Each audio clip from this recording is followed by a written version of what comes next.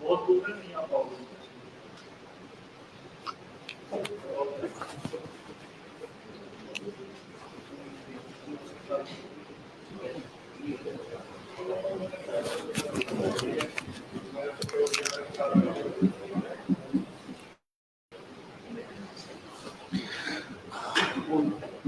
कर दो। हेलो,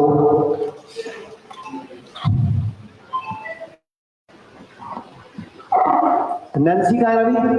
आ गई नैन्सी? ठीक है जी। तो नमस्कार सभी को। सबसे पहले मैं आपको सबको धन्यवाद कि आप सब लोगों ने टाइम निकाला, आप यहाँ पहुँचे हमारे इस हिम्स मेरठ के प्रांगण में, और आप सबका स्वागत है। मुद्दा ये है कि बड़ी से बड़ी दिखने वाली बीमारियां, जिनके लिए डॉक्टर ट्रांसप्लांट बताते हैं, सर्जरी बताते हैं, ऑपरेशन बताते हैं, या जिंदगी भर दवाइयां खाने की बात करते हैं, या अंग निकालने की बात करते हैं, वो बड़ी आसानी से डाइट ठीक करके, लाइफस्टाइल ठीक करके, बॉडी से कचरा निकाल के, टॉक्सिन्स को निकालकर बड़ी आसानी से ठीक हो जाती हैं। सारा खेल हमारे खाने और पीने का है। जैसे आप सब लोग में से जो भी 40 साल से अधिक उम्र के हैं, आप सबको पता होगा पहले पूरे साल कोई गेहूं नहीं खाया करता था। जो आप 30-40 साल पहले चलो तो कभी गेहूं खाते थे, कभी बाजरा खाते थे, कभी रागी खाते थे, कभी किनोवा खाते थे, कभी स्वां खाते थे, कभी मक्की खाते थे, ऐसे बदल बदल के अनाज खाते थे। लेकिन आज 365 दिन पूरा साल हमें गेहूं खिलाया जा रहा है। दूसरा, हमें कोई सिखाई नहीं रहा, ना स्कूल ना कॉलेज, क्या खाना चाहिए, क्या नहीं खाना चाहिए, क्या ज्यादा खाना चाहिए, क्या कम खाना चाहिए, क्या अच्छा क्या बुरा। तो हम ये कहना चाहते हैं कि सारा खेल खाने पीने और नियमों का है। मेरे लेफ्ट में और राइट में दोनों तरफ आयुर्वेद के डॉक्टर बैठे हैं, जिन्होंने बकायदा डिग्री ली है 5.5 साल की, जिसको कि BAMS बोलते हैं, bachelor in Ayurveda medicine and surgery. ये 5.5 साल की डिग्री में 3.5 साल डाइट पढ़ते हैं, क्या खाना है क्या नहीं खाना, क्या ज्यादा खाना है क्या कम खाना है, क्या अच्छा क्या बुरा, किस मौसम में क्या खाना है, किस मौसम में क्या नहीं खाना है, किस चीज के साथ किस चीज को खाना है, किस चीज के साथ किस चीज को नहीं खाना है, अपनी प्रकृति के हिसाब से क्या खाना है। 3 तरह की प्रकृति होती है, वात, पित्त और कफ। मेन प्रकृति 3 है, वात, पित्त और कफ। इसके अलावा वातज पित्तज है, वातज कफज है, या पित्तज कफज है। तो इस तरह से हमारी बॉडी बनी हुई थी। हम 5 तत्वों से बने हैं, धरती, जल, अग्नि, वायु, आकाश। इन तत्वों के इम्बैलेंस से वात पित्त कफ बिगड़ जाता है और हम बीमार हो जाते हैं, और हम जिंदगी भर दवाइयां खाते हैं, ऑपरेशन कराते हैं, लीवर ट्रांसप्लांट कराते हैं, किडनी चेंज कराते हैं, या सर्जरियां कराते हैं, या जिंदगी भर गोलियां खाते हैं। लेकिन यहां पर आकर मात्र 2 दिन, 4 दिन, 10 दिन, 15 दिन, 20 दिन जब बॉडी को डिटॉक्स करते हैं तो बॉडी बड़ा ही चमत्कारी परिणाम देती है। तो मैं आप सब पत्रकारों के सामने कुछ पेशेंट पेश करने जा रहा हूं जिनको मॉडर्न पैथी में जवाब मिल गया था, यानी कि लाइलाज। और वो कैसे ठीक हुए आप उनसे खुद पूछिए, खुद समझिए। मैं शॉर्ट में ही कराऊंगा क्योंकि पेशेंट 6-7 हैं, तो जबकि अगर स्टोरी लंबी करेंगे तो बहुत ज्यादा हो जाएगा। तो सबसे पहले मैं नैन्सी को बुलाना चाहूंगा। नैन्सी आ जाओ इधर। ये नैन्सी एक लड़की है जो कि न्यूजीलैंड से हमारे पास आई थी आज से 3 साल पहले। इधर आ जाओ आप, और ये माइक ले लो। जब नैन्सी हमारे पास पहुंची थी, इसका लीवर फेलियर था। क्या था? Liver cirrhosis. इसकी पूरी बॉडी में काले काले दाग, काले काले धब्बे, और पूरी स्किन नीली काली होने लग गई थी, रंग भी खराब हो गया था, वजन बहुत बढ़ गया था, और इसको न्यूजीलैंड में बोल दिया गया लीवर ट्रांसप्लांट। लेकिन इसने क्या किया, ये नौकरी करती थी उस टाइम न्यूजीलैंड में, इसने निर्णय लिया नहीं, मैं भारत चलती हूँ, भारत के आयुर्वेद की नेचुरोपैथी की हेल्प लेती हूँ। इसने न्यूजीलैंड से ही इंडिया में कई बड़े हॉस्पिटलों को फोन करा, बात करी, रिपोर्टें भेजी, ईमेल्स करे, सबने बोला लीवर ट्रांसप्लांट के अलावा दुनिया में कोई इलाज नहीं है। और ये लड़की ने 2.5 से 3 महीने आयुर्वेद के नियमों को फॉलो किया। आज ये लड़की का लीवर बिल्कुल 100% ओके है, 3 साल हो चुके हैं, 25 किलो वजन कम हो चुका है, लड़की जिंदा है, आपके सामने है। नैन्सी जी बताओ। हाँ जी, तो जब मैं न्यूजीलैंड से आई तो मेरा मतलब कि लिवर सिरोसिस हो चुका था मुझे, और उसके बाद मैंने फिर आचार्य मनीष जी से कांटेक्ट किया। फिर उन्होंने मुझे सेक्टर 35 में अवीरा मैम के पास भेजा। फिर वहाँ पे मेरे पंचकर्मास उन्होंने स्टार्ट किए, और पंचकर्मास मैंने 15 डेज किया, और उसके बाद डिटॉक्सिफिकेशन करवाया बॉडी का उन्होंने, मेडिसिन दी, और मेरी ये DIP डाइट चली। और DIP डाइट के थ्रू ये मैंने एक्चुअली में मैं ठीक तो हो गई थी 3 मंथ्स में, बट मैंने कंटिन्यू रखा आगे और 3 to 4 मंथ्स ये डाइट को, और आज आपके सामने हूँ मैं, बिल्कुल ठीक खड़ी हूँ। 3 साल हो गए उस बात को? हाँ जी, 3 साल हो गए, और कोई प्रॉब्लम नहीं है, कोई इशू नहीं है, किसी तरह का कोई गैस नहीं, कोई तेजाब नहीं, कोई बदहजमी नहीं, कोई खाना खाने में उल्टी नहीं, पहले इसमें सारी दिक्कतें थी। ठीक है जी, कोई सवाल है? अगला पेशेंट बुला लो। क्या कहना चाहेंगे? आपकी एलोपैथी में आप सब जगह गई, आपको इलाज नहीं मिल पाया, लेकिन आप आयुर्वेद ने आपको इलाज दिया, क्या कहना चाहेंगे एलोपैथी और आयुर्वेद? देखिए, मैं एलोपैथी को भी गलत नहीं बोलती, बट ये है कि आयुर्वेद एटलीस्ट आप पहले आयुर्वेद को एक बार मौका तो दो। इंडियंस एटलीस्ट इंडियंस पहले आयुर्वेद को मौका देते हैं, तब तो आयुर्वेद कुछ करके दिखा पाएगा ना। लोग क्या करते हैं, पहले सीधा में चले जाते हैं, पहले सीधा ही एलोपैथी में जा रहे हैं। ठीक है, पर अब आपको पता चल चुका है चीज है बहुत अच्छा है, तो आप पहले प्रेफरेंस यहाँ दीजिए ना। आपकी बात ठीक है कि आप एलोपैथी गलत नहीं मानती है, लेकिन जब आपके अपने ऊपर बीती, जब आपके अपने रोग की बात थी, तो आपने उम्मीदें एलोपैथी से काफी ज्यादा, वो इसलिए मैंने क्या सवाल पूरा नहीं हुआ, क्या एलोपैथी आपके लिए कुछ कर पाया है? क्या मुझे ट्रांसप्लांट बोल दिया था, यही चीज है ना, उन्होंने और वो मैं नहीं, अब ये अपना ही लीवर है, बिना ट्रांसप्लांट के वही वाला लीवर काम कर रहा है ना। हाँ जी। एक छोटा सा सवाल ये है कि एलोपैथी और आयुर्वेद के अगर हम समझ ये बात करें कि कितने अनुपात में खर्चा आपका एलोपैथिक में आ रहा था और आयुर्वेद में वो खर्चा आ रहा है, क्योंकि बहुत सारे मरीज ऐसे हैं जो एलोपैथ में चले जाते हैं, मगर आयुर्वेद में आप करें, पहली बात तो वो ये सोचते हैं कि बहुत लंबा ट्रीटमेंट मिलेगा, और वो कहीं ना कहीं बहुत कॉस्टली बैठेगा, और यही रीजन रहता है कि आदमी की 4 महीने ट्रीटमेंट ना करा के 1 महीने एलोपैथी का ट्रीटमेंट करा दे। मगर जैसे कि मैंने भी यहाँ पे देखा और पेशेंट भी देखे, वो एलोपैथिक रिजल्ट से भी जल्दी आयुर्वेदिक रिजल्ट से अच्छा रिजल्ट पा रहे हैं। तो उसमें क्या है कि कितना अनुपात, मैं पैसे में वैसे बात नहीं करूंगा, मगर एक मोटा क्या अनुपात रहेगा कि एलोपैथी में कितना आयुर्वेदिक? मैं बता दूं, इसको एलोपैथी में लीवर ट्रांसफर का खर्चा 45 लाख में होता था, मुझे तो याद है ना, क्योंकि पेशेंट जुड़ी है मुझसे। प्लस इसके अलावा 20-25 लाख खर्चा और आएगा दवाइयों का बाद में, और कोई गारंटी नहीं है। मम्मी का लीवर लेना था, मम्मी की टेस्टिंग होनी थी, उसके 2 लाख अलग लगने थे, और हमारे यहाँ तो मुश्किल से इसका 1 लाख भी नहीं लगा, 1 लाख भी नहीं लगा। उसका साइड इफेक्ट कितना? और साइड इफेक्ट, लीवर ट्रांसप्लांट अपना लीवर ही ना होता, आज इसका खुद का लीवर है, वही लीवर काम कर रहा है।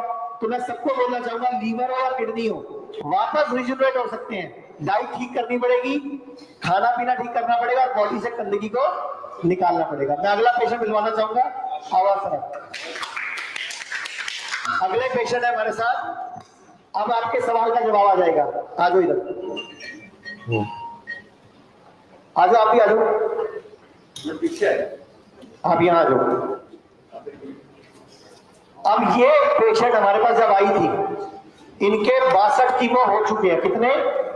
62 2021 में इनको लंग कैंसर हुआ था, तब से कीमो हुए जा रहे हैं, कैंसर फैले जा रहा है। जब हमारे पास आई थी, पेन किलर चल रही थी, मॉर्फिन के इंजेक्शन लग रहे थे, सिर एक साइड पे लटक गया था, मुंह से लारें गिर रही थी, बुरे हाल में आई थी, चल नहीं सकती थी, व्हील चेयर पे आई थी, और अभी आपके सामने चलकर यहाँ पे आई है। तो मैं चाहूंगा, इनके पति भी हमारे साथ हैं, एक बार बताओ सर क्या केस था इनका?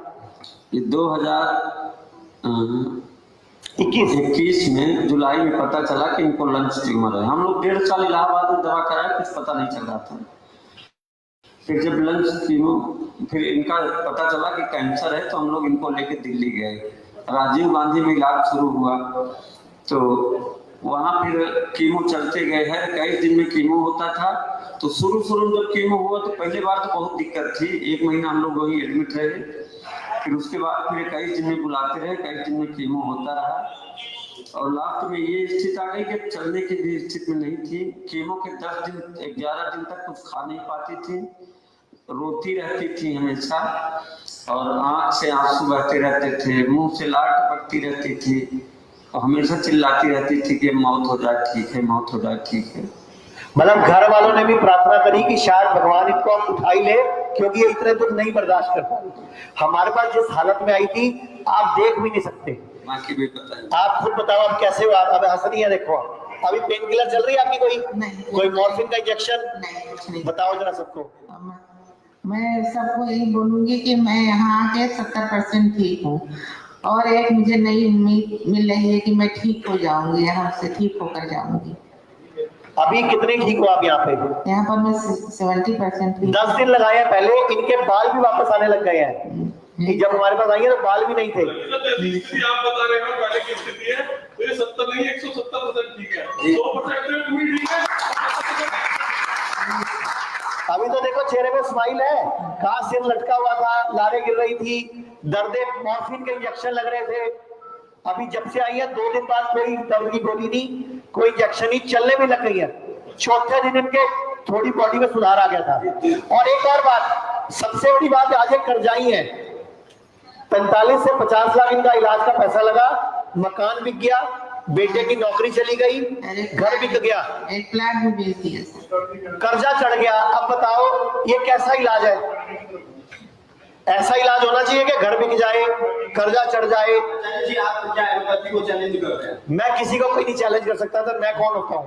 मैं बोल रहा हूँ हम अपना काम कर रहे हैं, हम अपना काम कर रहे हैं। पेशेंट को सियाना बनाना चाह रहा हूँ कि पहले आयुर्वेद पे आओ, अगर आयुर्वेद नहीं मदद कर पाए, नेचुरली नहीं मदद कर पाए, तब जाओ। लेकिन प्रथम चिकित्सा पत्ति, मैं आज आप सबके माध्यम से डिमांड करना चाहता हूँ कि भारत में प्रथम चिकित्सा पत्ति आयुर्वेद होना चाहिए। पहले आयुर्वेद में जाओ, वो नहीं कर पाए तब उसके बाद आप जो मर्जी करो। अभी उल्टा हो रहा है, अभी उल्टा हो रहा है, मैं उल्टा करने की बात कर रहा हूं। जो हो रहा है उसका उल्टा करो। अभी पहले उल्टा जा रहे हैं, बाद में इधर आ रहे हैं। जी कुछ कहना चाहते हो आप? जी मुझे तो मैं ये कहना चाहूंगी कि पहले यहाँ आइए, बाद में वहाँ जाइए, एलोपैथी पहले यहाँ आइए, फिर बाद में एलोपैथी कर जाइए। चलो थैंक यू जी, धन्यवाद। और सर इनको हार्ट ट्रांसप्लांट बता दिया गया था, हार्ट 15% काम कर रहा था। बेटे आप भी आ जाओ। और इनके बेटे की हिम्मत है, ये स्पेशल अहमदाबाद से आए हैं। मैंने इनको अहमदाबाद से बोला, आप इधर आ जाओ बेटा, पीछे आ जाओ। इनको क्या प्रॉब्लम थी बेटा, आप बताओगे या पापा बताइए? प्रॉब्लम नमस्ते सर, आप सभी को नमस्कार सर्वप्रथम। और पापा को 15% हार्ट काम कर रहा था सिर्फ, जो 70% हेल्दी होना चाहिए। और पापा को इतना सेवर डिसीज बताई थी कि आपको 4 लाख का पैकेज बताया था बाईपास सर्जरी के लिए, और उसमें भी ऑन द टेबल, मतलब कुछ भी हो सकता है, कोई गारंटी नहीं है कि सर्जरी भी ठीक होगी। तो ठीक होना तो मतलब पहले तरह से ठीक होना तो मतलब बिल्कुल ही एलोपैथी में नहीं कह दिया था। और ये इंदौर की बात है जहाँ पर मतलब चेकअप कराया था हमने। तो वहाँ से फिर मैंने सोचा कि 10 दिन का थोड़ा सा गैप लेके हमने पहले डिस्चार्ज लिया वहाँ से, और फिर धीरे से ये पता लगाया कि इनके कहाँ पर हॉस्पिटल है शुद्धि के, और जितने भी आयुर्वेदिक हॉस्पिटल थे। तो अहमदाबाद हमें सबसे पास में लगा, क्योंकि उस समय पापा को इतनी लंबी, जिसे यहाँ पर मेरठ आने के लिए भी सोचा, बट इतनी लंबी जर्नी करने डॉक्टर ने मना कर दिया था, और कर भी नहीं पा रहे थे पापा। तो अहमदाबाद के हॉस्पिटल में इनका मतलब कुछ समय तक इलाज चला, और 3 महीने में इन्होंने वापस ड्यूटी ज्वाइन की है, और उसमें भी मतलब 100 किलोमीटर पर डे की ड्यूटी आज भी कर रहे हैं। ये 22 से जाते हैं, 22 से। अभी भी सबको प्रणाम के पश्चात भी ये कहना चाहूंगा। कि मैं आचार्य जी के संस्थान से, शुद्धि आयुर्वेद संस्थान से जुड़ने के बाद में दवाई गोली लेने से पूर्ण रूपेण पहले से ज़्यादा स्ट्रांग अपने आप को महसूस करता हूँ। और अभी भी 90 से 100 किलोमीटर का सफ़र बाइक से, कार से मैं अभी 4 दिन पहले गुजरात का पूरा 1000 किलोमीटर का सफ़र किया। MP खरगोन से होने के नाते मैं अभी आया तो 1200 किलोमीटर के सफ़र में आपके समक्ष उपस्थित हूँ। ये किसी चमत्कार से कम नहीं है, क्योंकि हमारी सबसे पहली उम्मीद थी कि हम मेरठ के संस्थान को ज्वाइन करें, लेकिन उस समय यहाँ के जो डॉक्टरों ने बुलाया था उस हिसाब से बताया था कि आप मात्र 15% LVA पर काम कर रहे हो, 15% हार्ट काम कर रहा है, तो आप यहाँ तक आ भी नहीं पाओगे, हम हार्ट वीक है। बिल्कुल, हम ऐसे पेशेंट को यहाँ बुलाने की इजाजत नहीं देंगे। आप जो भी पास पड़ता वहाँ जाइए। तो हमको अहमदाबाद एक नाइट का सफर तो वहाँ भी 450 किलोमीटर का करना पड़ा। उसके बाद में आप स्वयं देख रहे हैं, कोई झूठ और ये नहीं है, बनावटी बात नहीं है, किसी सच्चाई मतलब ये चमत्कार से कम नहीं है कि मैं आपके समक्ष उपस्थित हूँ।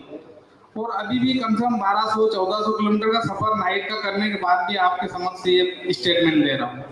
तो ये कोई सवाल पूछना चाहोगे? आपके जो भी सवाल है स्वागत है। जब आप इस रोग से ग्रस्त हुए, जी, मरीज के मन में एक तस्वीर बन जाती है जी, वो बहुत सारी चीजें सोचने लगता है अपने परिवार के लिए, होता इतना है कि वो अपनी मृत्यु तक भी सोचने लगता है। बिल्कुल। तो वो चीजें जानना चाहता हूँ कि जब आप इस रोग से ग्रस्त हुए, आपको पता लगा कि आप इतने भयंकर रोग से पीड़ित हैं, तो क्या मन के सवाल उठे, क्या विचार जो आ रहे थे, और समाधान पर जब है तो आप कितना चीजों को पाते हैं? बहुत गुणवत्तापूर्ण प्रश्न पूछा आपने। जो एक केवल मरीज ही जानता है कि उस समय की स्थिति मेरी ये थी कि अब शायद ही ये जीवन अपने को जीने का मौका मिले। मैंने बच्चों से, परिवार से कह दिया कि अब आप आज छोड़ देना, मैं जीने लायक कंडीशन में नहीं हूँ और ना ही मेरा कोई उपचार हो सकता है, क्योंकि थोड़ा सा चलने पे सांस फूलती थी। और इनको यूजर ID, पासवर्ड वगैरह जितनी भी गोपनीय चीज मेरे लायक थी कि भाई आप ये चीज़ों को इस्तेमाल करोगे, मैं अभी से खुलेआम कर देता हूँ और कोई टेंशन मत लेना। तो मेरा विचार ये था कि या तो आप एलोपैथी में जाके 10 साल की जीवन शक्ति वो प्रदान करते हैं, एक बाईपास सर्जरी का उन्होंने उपाय बताया, यदि वो आप कहे तो मैं 10 वर्ष और जीवित रह सकता हूँ आप उनके द्वारा, ऐसी युक्ति है। तो बच्चे ने बोला कि पापा यदि इस तरीके की जीवन शैली अपने को मिले जो लाचारी में जीना पड़े, दवाई गोली के सहारे जीना पड़े, तो हम उसको पसंद नहीं करेंगे। तो मेरा मनोबल और स्ट्रांग हुआ है कि आप मेरे को इस स्थिति में भी अगर पसंद करते हो, तो यदि कल भी जीवन समाप्त हो जाए तो मुझे चिंता नहीं है, आप निश्चिंत होकर जीना, और मेरा जीवन में यही अपने आप को समर्पण कर दूंगा ईश्वर को। तो ये मनोबल इन्होंने ही बनाया। कितने टाइम बाद आपका हार्ट 15% से बढ़कर कितने % हो गया था? मात्र 15 से 20 दिन में, मतलब मात्र 15 से 20 दिन में जो हार्ट 15% काम कर रहा था वो 80% हो गया। अब ये कैसे संभव होता है? हमारे परहेज क्या है वो भी बताता हूँ। हम बोलते हैं सूरज डूबने के बाद खाना नहीं खाना, हम बोलते हैं बंद रास्ते में बैठ के खाना खाना, हम बोलते हैं नाश्ते में फ्रूट पहले खाना, हम बोलते हैं लंच और डिनर में सैलेड पहले खाना। ये छोटे छोटी बातें करते हैं। जो प्राचीन पत्ती हुई डाइट को लेते हैं वही करते हैं। हम सलाद फ्रूट ज्यादा खिलाते हैं, नारियल पानी पिलाते हैं, रोटी चावल कम कर देते हैं, प्रोटीन चिप्स ये चीजें बंद कर देते हैं, और हल्की चीजें जिससे शरीर में जान आए, बादाम, किशमिश, अखरोट, अंजीर, इनको रात को भिगो कर रख के खाने की बात करते हैं, और हफ्ते में 2 प्रयास की बात करते हैं। जैसे ये बड़ा अपवाद का विषय है कि 15% हार्ट काम करता है, आपको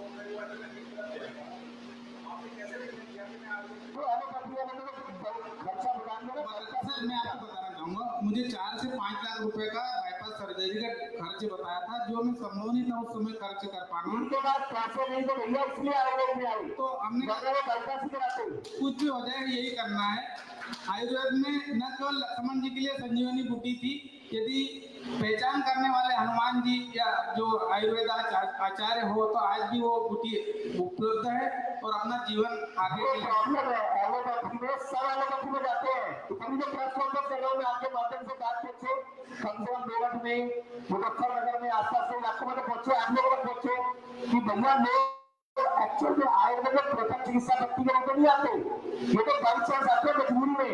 आयुर्वेद ट्राई करने आते हैं, वो तो आयुर्वेद का चमत्कार है कि आयुर्वेद चमत्कार दिखाता है। अतन जी, बड़ा सवाल आपसे कि जो ये पेशेंट है, क्या आप किसी पॉलिसी के माध्यम से या आयुष्मान कार्ड के माध्यम से ये भी इलाज संभव है? देखो, कोई भी हेल्थ इंश्योरेंस की पॉलिसी से आयोग में इलाज होता है। ये भी लड़ लड़के हम लोगों ने चिट्ठियां लिखी के डॉक्टर अभिषेक ने इनकी टीम ने लिखी के 3 साल पहले आयुर्वेद में ये अलग चिकित्सा प्रक्रिया कि हेल्थ इंश्योरेंस से इलाज हो सकता है। अभी यूपी में भी, यूपी, पंजाब, हरियाणा, बिहार, यहाँ चारों के सरकारी कर्मचारियों का बिल पास होने लगे हैं, पहले नहीं होते थे। राजस्थान, महाराष्ट्र और दिल्ली और सेंट्रल गवर्नमेंट के इलाज फ्री होते हैं, लेकिन एक उसमें भी प्रॉब्लम आ गई, पैसे नहीं आते। पूरा आप सभी का धन्यवाद। मैं आपको एक पेशेंट और मिलवाता हूँ जो कोमा में चले गए थे, कोमा में, जिनको ब्रेन हेमरेज हुआ था, कोमा में चले गए थे 2014 में, पैरालिसिस हो गया था, आधा शरीर मर गया था, घर वाले पाइप से खाना ले रहे थे, इनके मित्र ने हमारे यहाँ से दवाई मंगवाई और आज इनसे बात करते हैं जी। मैं सभी को धन्यवाद करूँ, पहले आचार्य मनीष जी को धन्यवाद दूँ। मैंने 2014 में मेरे मित्र ने इनकी किट मंगवा कर मुझे खिलवाई 2014 में, और उससे मुझे जो 15 से 20 दिन में आराम लगा, करवट बदल ली मैंने कोमा में से। पहले आपको मुझे ब्रेन हेमरेज हुआ था, ब्रेन हेमरेज हुआ था, आधा शरीर पैरालाइज हो गया था और कोमा में चले गए थे, और आप बिस्तर में पड़े थे, पाइप से खाना दिया जाता था, आपको भी रोशनी चली गई थी, अंधा हुआ था, आँख की रोशनी चली गई थी, आँख की रोशनी चली गई। वापिस आई, दवाई खाई आयुर्वेद की लगातार, परहेज किया जो बताया, उसके बैठे लग गए 15-20 दिन में करवट लेने लग गए। डॉक्टर ने जवाब दे दिया कि कुछ नहीं है इनके अंदर, तो मैंने आज बुलाया इसलिए आपसे मिलने के लिए। ये पेशेंट 2014 के है और मैं इनसे कभी नहीं मिला जिंदगी में। ये हमारा टीम में प्रोग्राम देख के वहां से ऑनलाइन ड्राइव लगाई थी जी, बच्चों ने मंगाई थी दवा वो ऑनलाइन, मैं तो बोलता ही नहीं था, मैं तो कोमा में था। और आज जो मैं फिर दोबारा से यहाँ पे अपने रिश्तेदार को बीमारी के लिए लेकर आया था कि बीमार कैंसर है मुझे, तो उन्हें कल दवाई दिवा के लेकर गए, तो तब आचार्य मुझे मिले। मैंने सोचा कि इन्हें धन्यवाद कर दूँ, इनकी वजह से मैं बचा हूँ, दोबारा से जीवन मिला हूँ। तो तब मैं इन्हें धन्यवाद करने के लिए इस वजह से यहाँ पर आया हूँ। और मेरे को लगा प्रेस कॉन्फ्रेंस कर दूं, एक ये है और कैसे हमारे रोज होते हैं, मुझे लगा इसी वजह आप लोगों को भाइयों से मुलाकात भी हो जाएगी कि कैसे है। आचार्य जी से एक सवाल पूछना चाहूँगा। जी पूछिए। बाबूजी, आपको ये आपके परिवार को आपको ये लग रहा था कि अब जीवन बचा ही नहीं, कोमा में चला गया आदमी तो खत्म। परिवार को तो लगे नहीं लग रहा था, और जब सगे संबंधी आते थे वो कह लगे कि बचेगा नहीं मरेगा। अचानक जो दवाई अपने घर मंगाई उससे फायदा होना शुरू। अचानक एक हमारे मित्र आए, उन्होंने दवाई मंगवा दी कि तुम मनीष आचार्य की दवाई मंगा लो। वे दवाई आ गई कोरियर से, बच्चों ने उसी के हिसाब से जैसे डाइट चार्ट था उसी के हिसाब से मुझे दवाई के रोके हुए मुँह में, और कोरोना से 12 से 13 दिन में करवट बदल दी मैंने, तो मैं तो शांत पड़ा रहता था और कुछ पता ही नहीं था मुझे दुनिया का कहाँ है तो कहाँ नहीं। तो जब बच्चों ने कहा, मुझे बताया उन्होंने कि तुमने जो 10 से 15 दिन में जैसे बताया था, तो उसी हिसाब से करवट बदल दी। तो उसके बाद दवाई करोगे, फिर उन्होंने दवा दूसरी दी, उससे मुझे थोड़ी रोशनी आ गई। फिर मैं करवट चली गई थी 6 महीने में वापिस आई। हाँ, घर बैठे दवा मंगा के खाई, घर बैठे कभी भी आई, मैं मिला भी नहीं, कभी जानता भी नहीं तो।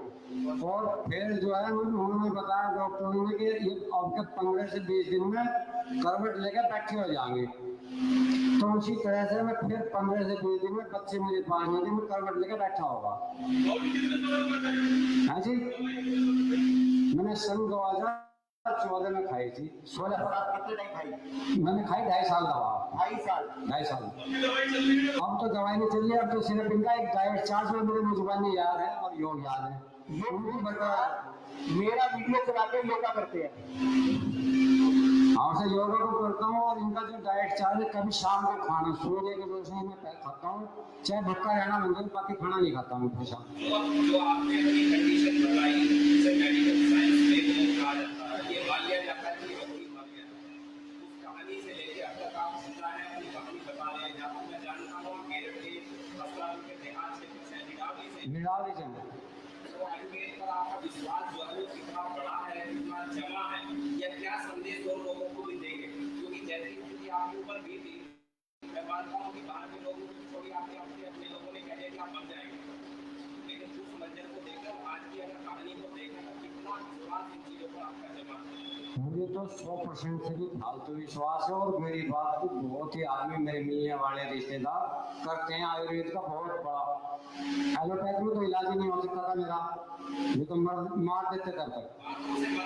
हाँ, मना मान लिया था उन्होंने।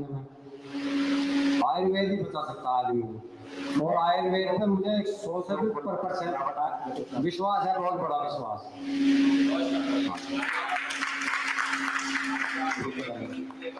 हाँ, ये नया जीवन मिला है मुझे।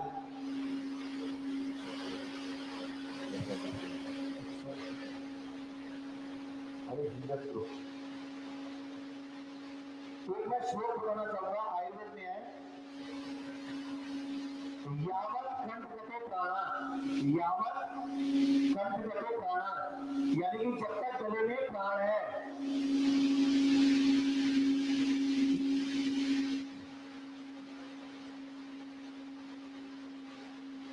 तावत चिकित्सा कर्तव्य, तब तक चिकित्सा करना डॉक्टर का कर्तव्य है। काल की गति कालस्य कुटिला गति, काल की गति कुटिल है, मतलब आपका टाइम खराब है, आप चिकित्सा करना मत छोड़ो, टाइम सीधा नहीं हो सकता है। एलोपैथी के डॉक्टर जब मना कर देते हैं कि ले जाओ, हम एक श्लोक पढ़ते हैं, क्या? यावत कंठगतो प्राणा, तो चिकित्सा कर्तव्य है, मतलब चिकित्सा करना डॉक्टर का कर्तव्य है। काल कुटिला गति, काल की गति कुटिल है, सीधी नहीं हो सकती है, हो गई आपके सामने रखे।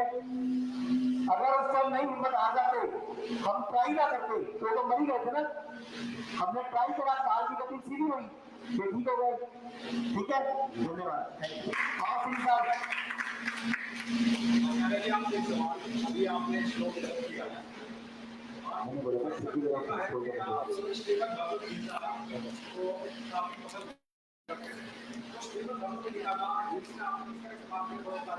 भगवत गीता में 17वें अध्याय में श्लोक आता है, युक्ताहार विहारस्य युक्त चेष्टसु कर्मसु युक्त स्वप्ना बोधस्य योगो भक्ति दुखा, मतलब युक्ति दिमाग के हिसाब से खाना पीना करो, आहार विहार करो, मौसम के हिसाब से आहार विहार परिवर्तित करो, जब नहीं खाना मत खाओ, जब खाना तक खाओ, टाइम से सो, टाइम से उठो, डिसिप्लिन लाइफ जियो, तो व्यक्ति स्वस्थ रहता है, योग करता है, स्वस्थ रहता है, मजबूत बनता है। तो भगवत गीता का श्लोक ही स्वीकार कर देगा। आपके संस्थान में शाम के समय का हम सब लोगों ने जो श्लोक किया, देखा एक स्थान है जहाँ पर प्रार्थना शाम के समय की जाती है, आपकी विचार पद्धति से आपकी सम्मान करने के बल्कि उसका क्या नहीं है। जैसे मैं अभी बैठा आपके पास, अभी मैं प्रेस कॉन्फ्रेंस में आया, मैं सुबह से 10 मरीज से मिल चुका हूँ या डॉक्टर से मिल चुका हूँ। मैं जब मिलता हूँ ना, मैं भगवान से प्रार्थना करता हूँ, हे भगवान, हे परम पिता परमात्मा, ये तेरा काम है, ये मेरा काम नहीं है, तूने मुझे इस काम के लिए चुना है, तो मुझसे अच्छा ही काम कराना, किसी का भलाई कराना, हमेशा सबकी मदद कराना, मुझसे कभी लाइफ में कोई गलती मत करवाना। तो भगवान ही मेरे साथ खड़ा हो जाता है, भगवान ही सुरक्षा मदद करता है, भगवान ही कुछ ठीक करता है। अन्य सिंह साहब है, इनको बेटे इनकम टैक्स में बहुत बड़े ऑफिसर है, इनको यहाँ आए हुए सिर्फ 7 दिन हुए, बीपी की गोली खा रहे थे कई साल से, अभी कैसे छूट गई? शुगर की गोली खा रहे थे, अभी कैसे छूट गई? जबकि डॉक्टर ने बोला जिंदगी में खानी पड़ेगी, डाइट ठीक होता है, गोली छूट गई। इनसे बात कर लेते हैं। मेरे को 2021 से बीपी बहुत जबरदस्त प्रॉब्लम थी, जिसकी मैं रेगुलर गोली खा रहा था, तो काफ़ी टाइम से उतना ही रह रहा था, खा के भी कोई इतना ज़्यादा कम नहीं हो रहा था। और यहाँ मेरे को 6 दिन हुए हैं, यहाँ पहले 2 दिन मैंने गोली खाई, तो अब उसके बाद बिल्कुल नॉर्मल बीपी आ गया, कोई दवाई नहीं खा रहा। और बैक पेन मेरा बहुत ज़्यादा था, सर्वाइकल का था, वो 80-90% बिल्कुल ठीक है, और एंजाइटी थी वो बिल्कुल ठीक हो गई है। मेरी मिसेज को भी थायराइड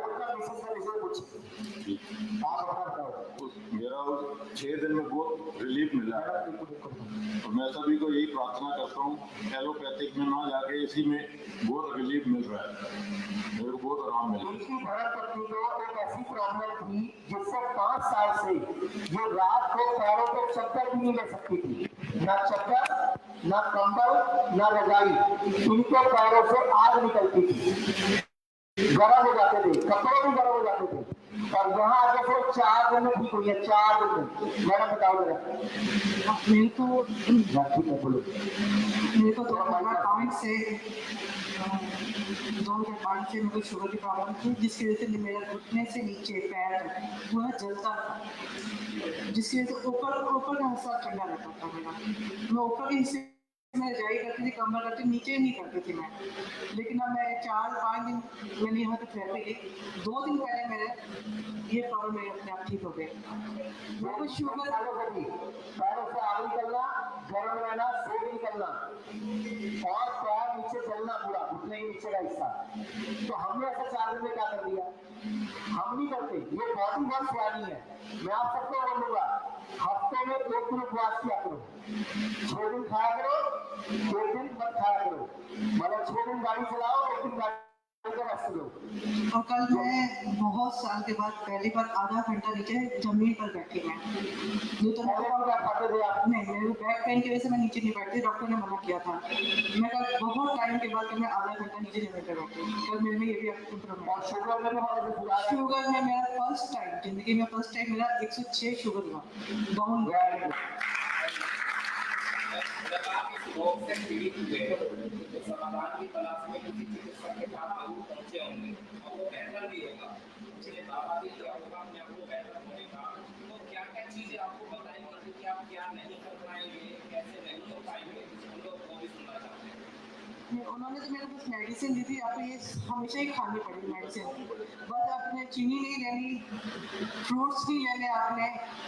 फ्रूट्स में सिर्फ 1-2 फ्रूट बोले थे कि वो ये फ्रूट लेने आपने, एप्पल लेना और एक आध और। मतलब माँ को मना कर रहा, आम नहीं खाना, केला नहीं खाना, चीकू नहीं खाना, ये सब खिला रहे हैं।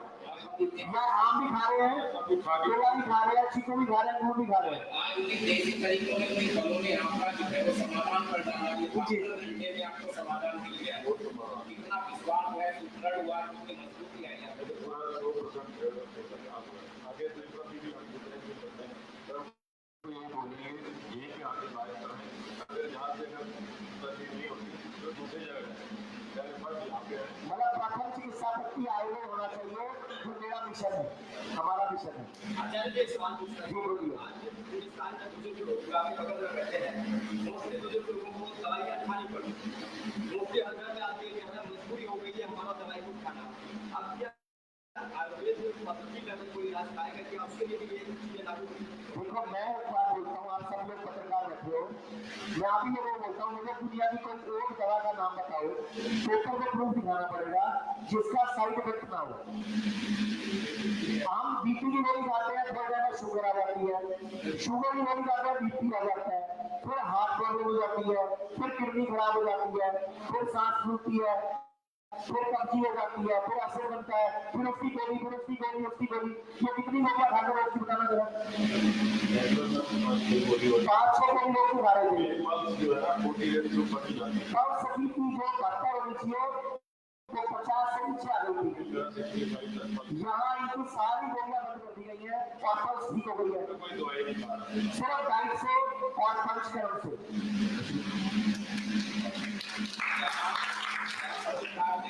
ऐसे बच्चे बैठने आचार्य जी, मैं आपको बता रहा हूँ, माइक ले लो, आप रुको बेटा, माइक ले लो।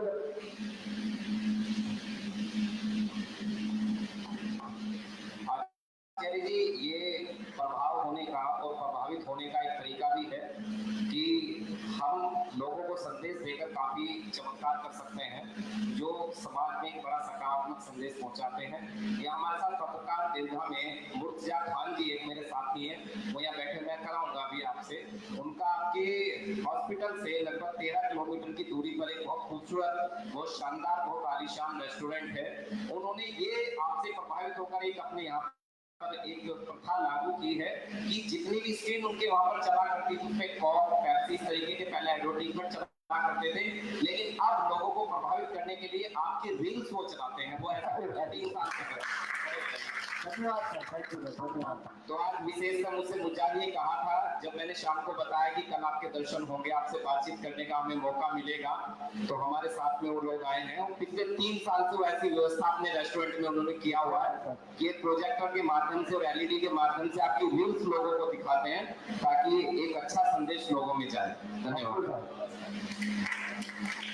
आचार्य जी, एक क्वेश्चन आपसे है और लोगों के मन में भी होगा। एक क्वेश्चन आपसे है और लोगों के मन में भी होगा और दर्शक भी जानना चाहेंगे कि जटिल से जटिल समस्याएं जैसा कि पेशेंट हम देख रहे हैं वो थोड़ा उन्हें आराम मिला है, तो कितना % तो दवाई और कितना % उनके आहार में बदलाव, ये कितना होता है जो रोगी को फायदा पहुंचाता है? देखिए, हमारे पास ज्यादातर रोगी लास्ट स्टेज में आते हैं, जबकि पहले आना चाहिए। हमारा दुर्भाग्य है कि लोगों को भारत लेट समझ आता है, इंडिया जल्दी समझ आता है। तो हमारे पास लोग भारत बाद में समझते हैं, पहले इंडिया में इलाज से आते रहते हैं, तो बाद में आते हैं हमारे पास। और जब आते हैं तो हालत खराब करके आते हैं, इतनी खराब करके आते हैं कि हमारे पास भी पूरा जोर लग जाता है। लेकिन मैं आपको अभी जैसे मिलवाने जा रहा हूँ निशा जी से और इनके ब्रदर से, आज आप इनको अभी मैंने बताया भी था, बेटा खबर मुझे, इनको डॉक्टर ने चढ़ा दे दिया था क्योंकि इनका पूरा चेहरा एंजियोसार्कोमा नाम के कैंसर से भर गया था और कीड़े पड़ गए थे। अभी दिखाया भी जब कीड़े इन्हीं को देखा जब वो बीजेपी में भाई साहब आए थे, तो आए ये इनकी फोटो से मारता था, इनकी हालत थी, कीड़े पड़े हुए इसके अंदर, और आपके सामने अभी आप इनकी फोटो देख सकते हो। तो मैं चाहूंगा इनके भैया मेरे साथ हैं, एक बार आप बता दीजिए सर इनके बारे में। ये जो भी लगा दो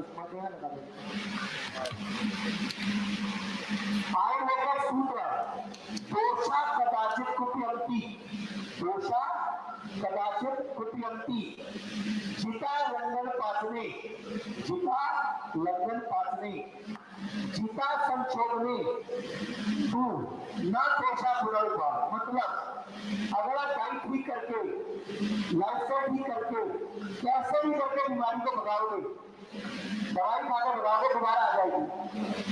लेकिन अगर बॉडी में बीमारी की जड़ पर काम करोगे तो दोबारा नहीं आएगी। तो आयुर्वेद बीमारी की जड़ पर काम करता है, मॉडर्न गति बीमारी को दबाने का काम करती है। और वो मेरा श्लोक नहीं है, चरक संहिता का श्लोक नंबर 20 है। द्वारा बोलते दोषा कदाचित कुप्यंती, जिता लंघन पाचने, जिता संशोधने तू न मतलब जो भी बीमारी आप दवाई खाते हो परवेज करके बताओगे, सुन ले नेपाल से भी आएगा तो बीमारी दोबारा आ सकती है। जैसे ऑपरेशन करते हैं, इधर का पूरा कैंसर इधर आ गया, यहाँ आ गया, जैसे इनके साथ हुआ कि यहाँ पूरा कैंसर फैल गया, जो मैंने बैठी जिनकी पाचन की मुंह में इनको कैंसर कई जगह फैल गया, जबकि पहले एक ही जगह था, पहले लंग्स में था, कंधों में पूरे बॉडी में आ गया, थ्रोट से बन गया, क्योंकि बीमारी की जड़ को काम नहीं किया। हमारे यहाँ कैसे ठीक हो रही है, हमने जड़ पकड़ा, यानी कि आयुर्वेद का सूत्र अपनाया, शुद्धो दोहा मनुष्य यस्य जंतु रक्षण, कि शुद्ध हो, शुद्ध मन कर लो, सक्सेस की लिए। ठीक है, तो अभी भैया बताओ जरा प्लीज थोड़ा सा इसके बारे में। नमस्कार सबको। सबसे पहले ये मैं कहना चाहूँगा कि कबीर साहब की एक साखी है, प्रारब्ध पहले बना पीछे बना शरीर, कबीरा अचंबा है ही मन नहीं बंधे थी।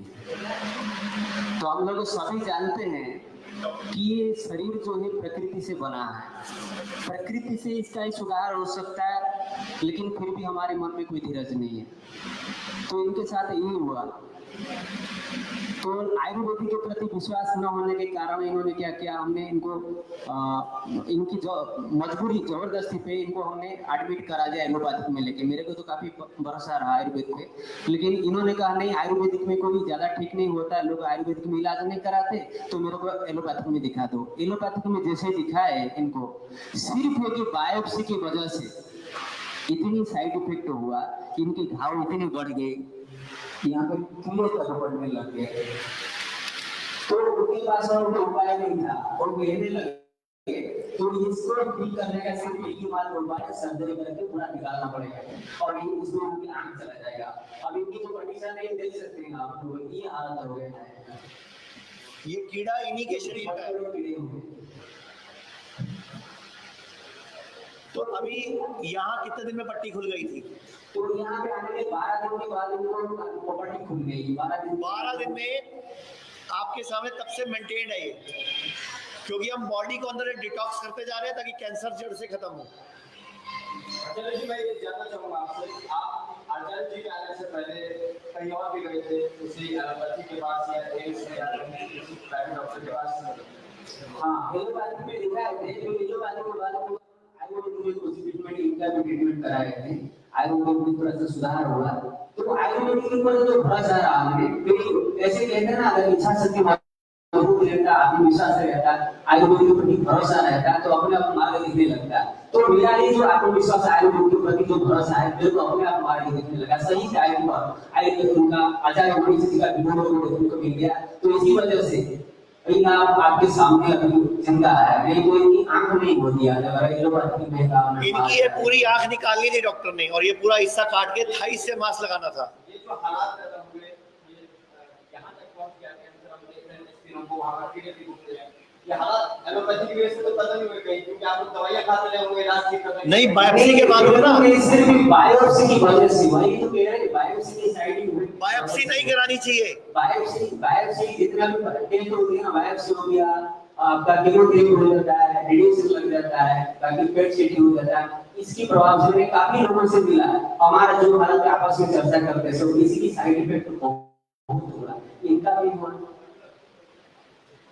तो इसलिए तो बहुत बड़ी में आयुर्वेदाचार्य की और जो विश्व सारे के इनका बहुत बड़ी उपकार है विश्ववासी पर। तो सबसे बड़ी बात है आयुर्वेद के प्रति सबसे बड़ी हिम्मत ये है कि जब इनको रात को ऑपरेशन पता चला तो इनके भाई ने पुलिस बुला के, क्योंकि छुट्टी नहीं दी हॉस्पिटल ने, पुलिस बुला के रात को हॉस्पिटल छुट्टी ली।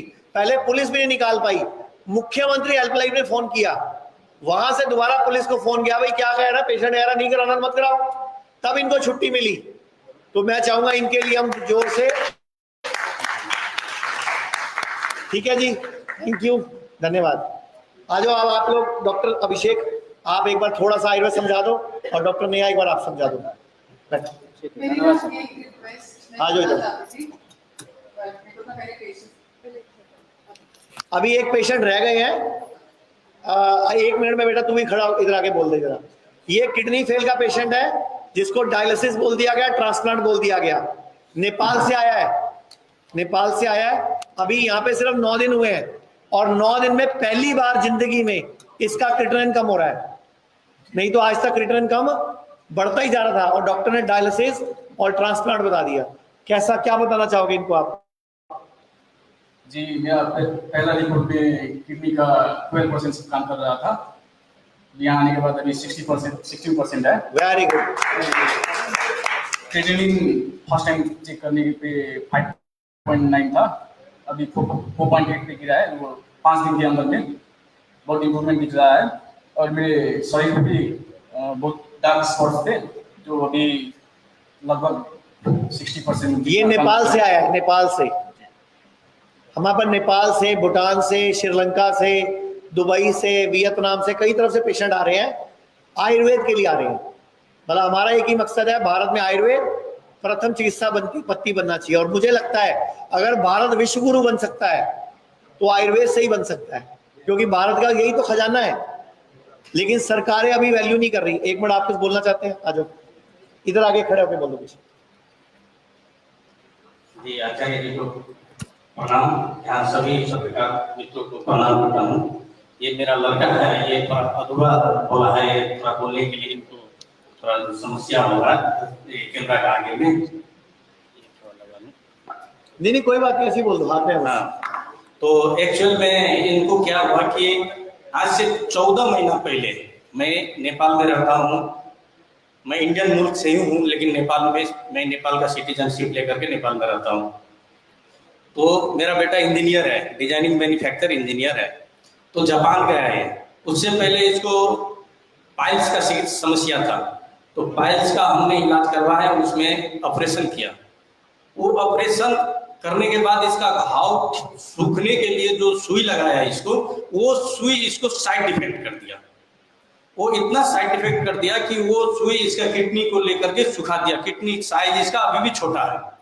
तो ये जापान में चेक किया, चेक करते ही जापान में इसको लगभग 14 महीना ही हुआ है, अभी गया हुआ नेपाल से। तो वहां से आज तकरीबन हमें 1 महीना हुआ है, सब जोड़ करके जो वो जापान से रिटर्न आया।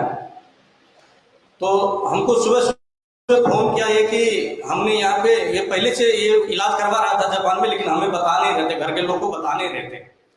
तो जब जापान बोला कि तुम्हारा किडनी डैमेज हो गया, अब ठीक नहीं होगा, तब ये घर पे बताया कि हमको ऐसा हो गया, हमको नेपाल रिटर्न आना पड़ेगा। तो बोलते ही ये हमारा हाथ से मोबाइल गिर गया। हम काफी परेशान में चले गए, डूब गए, चिंता में आ गए।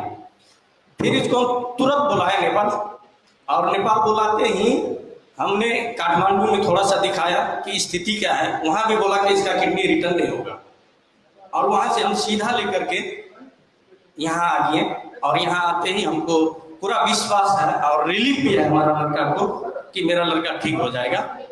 और रिलीफ है अभी के समय में। जो इसका होमोग्लोबिन घट गया था वो रिटर्न आ रहा है। किडनी का फंक्शन जो नीचे जा रहा था वो रिवर्स हो रहा है, वो सही हो रहा है। उसके बाद जो है इसका बदन में जो है पूरा था धब्बा था, वो 50% ठीक हो चुका है, 50-60% ठीक हो चुका है। डायबिटीज का उसका प्रेशर का गोली दूसरे दिन से यहाँ पे बंद हो गया है। यानी एवं प्रकार से सब तरह से ये ठीक है। इसलिए मैं नेपाल में एक मेरा जाति संस्था है जिसका 25 लाख जनसंख्या है, और वो 25 लाख जनसंख्या का मैं नेपाल का राष्ट्रीय अध्यक्ष हूँ। मैं यहाँ से आप लोग का मीडिया के माध्यम से मैं नेपाल में 25 लाख जनसंख्या को ये कहना चाहूँगा कि पहले आयुर्वेद, पहले 1 नंबर में आयुर्वेद से इलाज करवाइए और आप जिंदगी भर के लिए स्वस्थ रहिएगा। यही सब आचार्य जी का मैं आभार प्रकट करता हूँ कि आज भारतवासी, और मैं उस शहर से रहने वाला हूँ जहाँ की पांडव ने अज्ञातवास में गया था, राजा विराट का, महाभारत काल में आप लोग सुने होंगे। मैं वही शहर से बिलोंग करता हूँ। इतना कहते हम सभी को प्रणाम करते हैं, अपना वाणी को विराम देता हूँ। भैया एक सवाल ये है कि एक जो पुत्र होता है वो पिता का ही प्रोडक्ट होता है, उसी का उत्पाद होता है, क्योंकि वो उसी की एक शाखा होती है, उसी में से वो निकला हुआ होता है। और हर स्थिति में पिता अपने बेटे की कुशलता चाहता है। जब ये चीजें आपके बेटे ने बताई, क्योंकि आपका बेटा समाधान की तलाश में नेपाल में भी घूम रहा था, जापान में भी घूम रहा था, वो खुद भी अपनी समस्या से सफर कर रहा था, विभिन्न तरीके आजमा रहा होगा, एक्सप्लोर कर रहा होगा चीजों को कि आखिर मेरे रोग की कहाँ दवा मिल जाए। लेकिन जब उसे नहीं मिल पाया, जब उसका पेट बढ़ गया, जब उसका दर्द बढ़ गया, तब उसने अपनी बातें आपसे शेयर की। उस समय मैं आपकी मनोदशा जो है वो जानना चाहता हूँ, क्योंकि बेटा आपका टूट चुका था। वो सीधे लफ्जों में ये कहना चाहता था कि पापा मैं विफल हो गया हूँ, मैं असफल हो गया हूँ, मैं कुछ नहीं कर पा रहा। अब इसका कुछ ना कुछ समाधान ढूंढिए। तो आप कैसे आचार्य जी से मिले, क्या एक तस्वीर जो थी वो मन में आपके बन के आई, क्या क्या जो सवाल थे वो चल रहे थे? क्योंकि यहाँ पर जो बात थी वो जनता जनार्दन की नहीं थी, यहाँ पर बात जो थी वो आपके अपने बेटे की। तो कैसे आपने फैसला लिया, कितना मन को कठोर किया, कितनी विषमताएं जो थी उनसे जूझना पड़ा? जी, मैं जब जापान से मेरा लड़का रिटर्न आया तो मैं काठमांडू में दिखाया थोड़ा देर। वहां पे दिखाने के बाद वो बोला कि अब ये इसका जो किडनी डैमेज हो चुका है वो रिटर्न नहीं होगा और जिंदगी भर इसको दवा खाना पड़ेगा। तो फिर हम YouTube में सर का चैनल हम पहले भी देखते, जैसे कि अभी का इधर का ये योगा और इधर का दोनों ये योगा हम डेली करते हैं। सर का मतलब मनीष सर का जो है सारा चीज टीवी पे देखते हुए करते हैं। तो वो चीज को देखते हुए हम बोले कि जब इतना हो रहा है तो हमारा बेटा ठीक होगा। हमने इधर उधर नहीं कोई सोच करके सीधा डिसीजन लिया कि हमको आयुर्वेद में चलना है, और हमने चंडीगढ़ फोन किया। अब चंडीगढ़ शाखा ने बोला कि आपको नजदीक कौन सा होगा, तो हम बोले हमको तो नजदीक दिल्ली से, हमारे घर से फ्लाइट दिल्ली के लिए अच्छा होता है हमको। तो वो बोला ठीक है तो आप मेरठ चले जाओ। तो हम सीधा तो अभी ये यंग है मेरा लड़का, इसको एलोपैथिक दवा खिला करके जिंदगी भर खिला नहीं सकते हैं। जिंदगी इसका जो है अभी तो हमारा आज का लाइफ से तो इसका तो शुरुआत ही है। ये चीज को सोचते हुए हमने आयुर्वेद पे डिसीजन लिए। और अगर इसका डायलिसिस शुरू हो जाता और ट्रांसप्लांट की तरफ चले जाते ये लोग, 5.9 चले गया था, अगर वो 7 फेल हो जाता तो कट जाता तो डायलिसिस, और ट्रांसप्लांट भी फेल हो जाता फिर क्या करते? अब आज यही लड़का हिम्मत दिखा रहा है, इसका क्रिएटिनिन कम होना शुरू हो गया, सिम्टम जाने शुरू हो गए। तो मैं चाहूंगा इसकी हम सब लोग मिलकर हौसला अफजाई करें कि अब ये लड़ाई लड़नी है। तो मैं चाहूंगा अब डॉक्टर अभिषेक और डॉक्टर नेहा थोड़ा सा आयुर्वेद बता दीजिए इनको। ये ले लो आप, फिर डॉक्टर अभिषेक लाए। सर आपने एक सवाल पूछा था जिसपे आपने कहा था, मतलब आपने अप्रिशिएट किया था कि हम देसी नुस्खे से ठीक हो गए। लेकिन ना आप सब पत्रकारों से एक रिक्वेस्ट है, as a Ayurvedic doctor, as someone who has worked equally and studied equally as an MBBS doctor, कि जब हम अपनी किसी चीज को प्रेजेंट उस तरह से करते, जैसे आपने कहा देसी नुस्खा, हम क्यों नहीं बोलते कि भारतीय पद्धति, हम क्यों नहीं बोलते कि आयुर्वेदिक चिकित्सा? द रीजन हम लोग, जो आपने पूछा ना आयुर्वेद और एलोपैथी में फर्क क्या है, सो मैंने 12 साल एलोपैथी में भी काम किया और 5 साल से मैंने जितने क्रिटिकल से क्रिटिकल पेशेंट यहाँ ठीक किया ना, मैंने शायद एलोपैथी में नहीं किए। हम किसी को कंडेम नहीं कर रहे। The right information, right treatment, even हमारे इंस्टीट्यूट का नाम है integrated hospital and institute of integrated medical sciences. अगर एक पेशेंट को घुटने का ऑपरेशन कराने की जरूरत नहीं है तो उसको टीकेआर या टोटल नी रिप्लेसमेंट क्यों लिखा जाता है? अगर वो पेशेंट थेरेपी से या फिजियोथेरेपी से, पंचकर्मा से अपनी डाइट ठीक करके ठीक हो सकता है, तो उसको हम सर्जरी क्यों बोल रहे हैं? लड़ाई सिर्फ उस बात की है, किसी डॉक्टर को, किसी पैथी को, देखो पैथी तो हमने बना दी, healing is a science, healing is a science, उस पर किसी पैथी का राइट ही नहीं है। उस पर क्या है, एक बख्श है कि आप किसी को, किसी की तकलीफ, हमारी ह्यूमन बॉडी खुद ही ठीक कर लेती है। जब हमारे पास British India, East India company came to India, the biggest thing they aimed was that सोने की चिड़िया। सोने की चिड़िया was not the jewels of the money, it was the herbs. जो भारत की हमारे पास जो जड़ी बूटियां हैं, जो हर्बोलॉजी है, ठीक है, हम क्यों बोलते हैं? मैं छोटा सा एग्जांपल दूंगी। मेरे सिस्टर है, वो लेस्टर में रहते हैं, तो मैंने उनको एक उपाय बताया कि यष्टि मधु यानी कि मुलट्ठी, मुलट्ठी सर भी यहाँ पे उन्होंने भी रखी हुई है, छोटी इलायची, यष्टि मधु यानी कि मुलट्ठी, ठीक है, और धागा मिश्री, इसका एक पाउडर बना के आपको कोई भी ओरल इशू है, थ्रोट इश्यूज है, उसके लिए आप लो, शी से ठीक है देंगे। She came to India and I asked her कि आपने वो जो मैंने आपको बताया था लिया? कहती नहीं, आपके आयुर्वेद वाला, कहती मुलट्ठी, मुलट्ठी क्या? कहती मैं तो लिक्विडाइज्ड पाउडर लिया। टेक्निकली लिक्विडाइज्ड पाउडर इज मुलट्ठी, मुलट्ठी ही है। हम टर्मरिक लेते बात करते हैं, दारू हरिद्रा और हल्दी नहीं बोलते। तो मेरी एक स्टार्ट करने से पहले आप सबसे रिक्वेस्ट है कि हम में से कोई भी किसी भी हल्दी खा रहे हो, अदरक खा रहे हो, देसी नुस्खा नहीं है। उसके पीछे 15 रिसर्चेज है। अब्रॉड में, बाहर के वेस्टर्न कल्चर में उन चीजों को, एलोवेरा को यूज किया जा रहा है, कहाँ नहीं यूज हो रहा है sir? Ayurveda, cosmetic, skin rejuvenation, healing, cancer everywhere, but it is how we are portraying on ओपैथी। घर के बच्चे की इज्जत नहीं करते ना, इतनी ज्यादा वो बस हो जाता है। सवाल है, हाँ जी सर। एलोपैथी में मेरी पत्नी के सिर में दर्द हुआ या मेरे सिर में दर्द हुआ या पैर में दर्द हुआ, तो हम गए मेडिकल स्टोर पे, डॉक्टर साहब के पास दवाई उन्होंने दे दी, मैं पेन किलर, दर्द हमारा आधे घंटे में गायब हो गया। क्योंकि कई बार ऐसी परिस्थिति हो जाती है, मैं एलोपैथी को रिकमेंड नहीं करता, कभी मैं दवाई नहीं लेता, लेकिन कई बार ये स्थिति हो जाती है आचार्य जी कि मुझे मजबूरन दवाई लेनी पड़ती है, मैं पूरी रात सिर पकड़ के बैठा हूं। तो क्या आयुर्वेद में है कुछ ऐसा कि हम ऐसे कोई दवाई? मैं आपको सच बताऊं, मुझे पिछले 24 साल से 25 साल से यही नहीं पता सिर दर्द होता क्या, होता ही नहीं कभी, मुझे कभी नहीं हुआ, क्योंकि मेरी डाइट ठीक है, होता ही नहीं। ये जो होता है ना, ये हमारे अंदर की गड़बड़ी से होता है।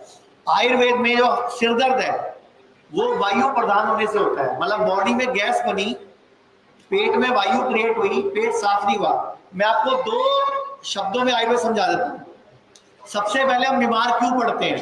हम बीमार क्यों पड़ते हैं? आयुर्वेद कहता है सर्वे रोगा अपि मंदाग्नि ही, यानी कि सभी रोगों का कारण मंद अग्नि है। खाना हजम ना होना, लीवर वीक होना, पेट साफ ना होना, सिक्रेशन ना होना, मेटाबॉलिज्म ठीक ना होना, यानी कि खाना हजम ना होना बीमारी है। तो मैं बोलता हूँ 6 दिन खाओ, 1 दिन मत खाओ, ताकि इंसान हर हफ्ते एक व्रत रखे। अब मैं बोलता हूँ इलाज क्या है, तो इलाज बीमारी बताया सर्वे रोगा अपि मंदाग्नि ही। इलाज क्या है? सर्वेषाणाम रोगाणाम निदानम कुपिता मला, कि कोई भी रोग है, कोई भी नाम है, कुपित मल को निकाल दो। उस टाइम तो आपने सिर ठीक कर लिया, लेकिन पेन किलर खाने से किडनी फेल होने की संभावना बढ़ गई। आज तक नहीं हुई से फेल, भगवान का धन्यवाद है, लेकिन फेल हो गई तो एक बार तो आपने गोली खा ली, तो ही दिक्कत नहीं, लेकिन अगली बार सिर ना दुखे, उसकी ड्यूटी भी आप ही की है कि अगली बार ना दुखे।